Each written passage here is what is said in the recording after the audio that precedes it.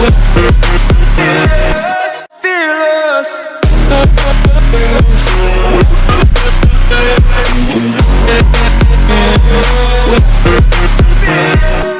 know I have noticed, guys, that lots of people are watching my videos without subscribing on my channel. It is actually not really difficult to subscribe, and it will inspire me to do more videos and increase their quality.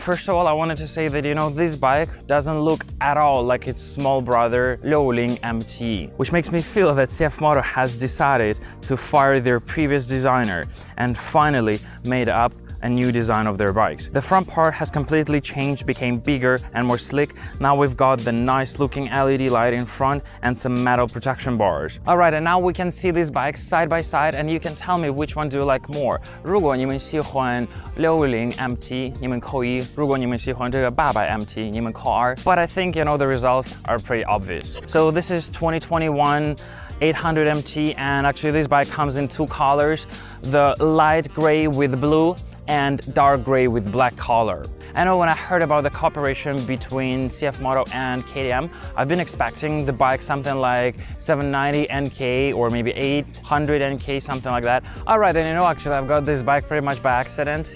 After I've tried the CLX 700 Sport, I found out that, the store, they also have this 800 MT, and I was thinking that this is a really good opportunity for me to try it. So of course I've tried to contact with them and get this bike, and here we go. I've got the bike on my test ride, and if you are in Xi'an and you want to also try this bike, you actually can do this. I will leave the store's address in the description down below. And if you will check the app, something like Hello Motor or any other apps, you actually will find out that this bike has tons of different versions, to be exact 6 versions. And since we talk about the versions of this bike, let me also tell you the prices of them.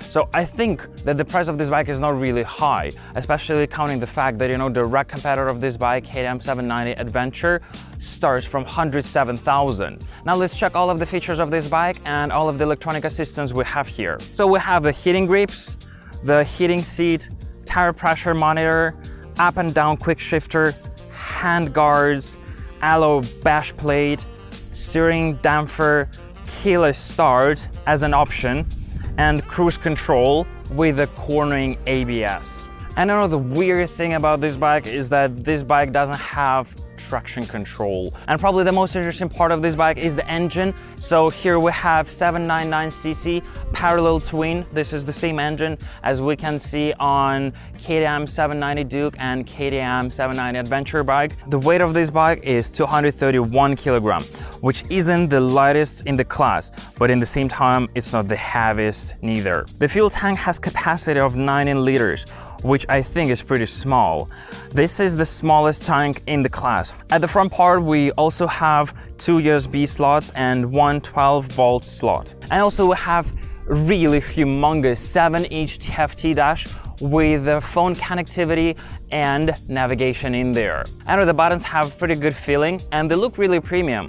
However, these are exactly the same buttons as on CLX 700, and I think these buttons are gonna be on all of CF Moto bikes in the future. So my height is 1.8 meters, and as you can see that this bike is really big and quite high compared to me.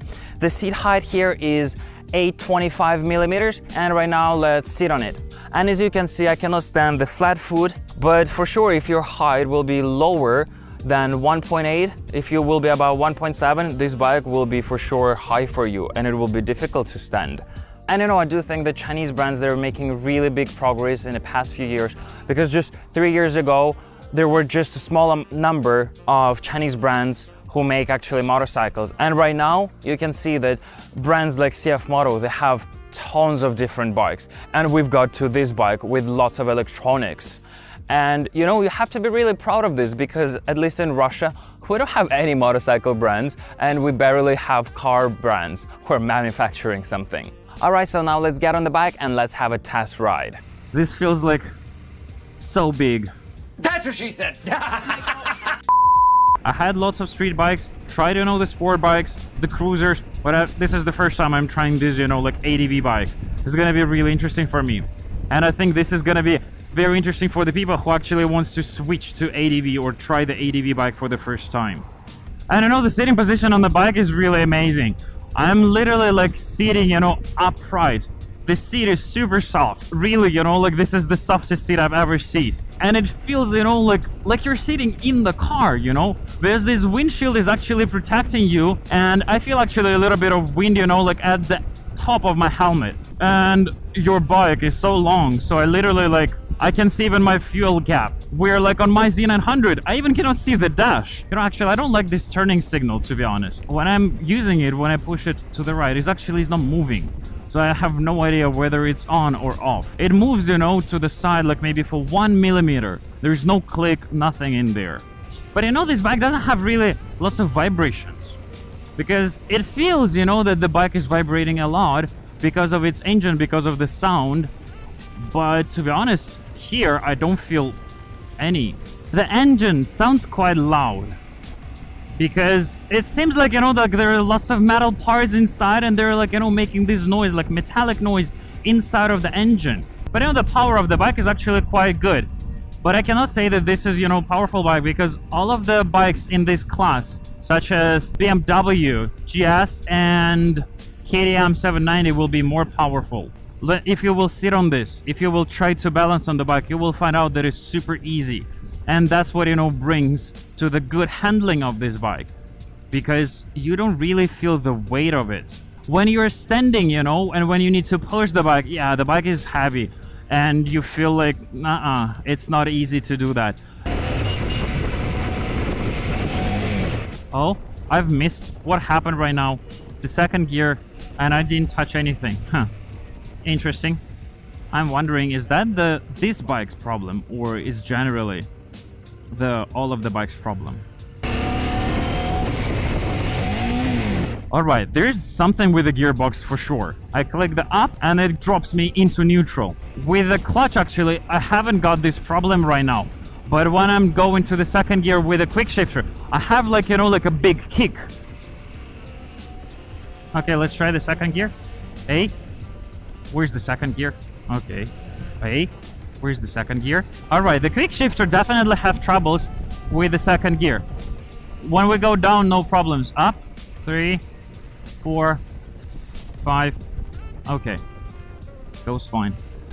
3, 2, 1. Yeah, it's fine. But I know the first gear is actually a bit jerky, you know. You cannot really go smoothly. Every time the bike is actually kind of like, you know, like glitching. If you're riding on the highway, you won't have this problem like never. I know the brakes actually work pretty fine. They works okay.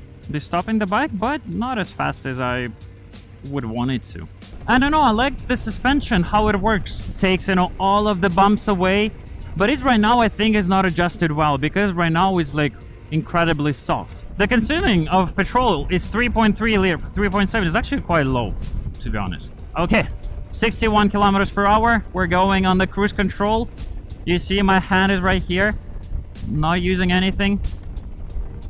It's actually fun, you know. It's really fun to use. And have no troubles. If I will lower it down, okay, try to lower the speed. It's actually lower, lower, lower, go to 50. I know cruise control works fun. I like it.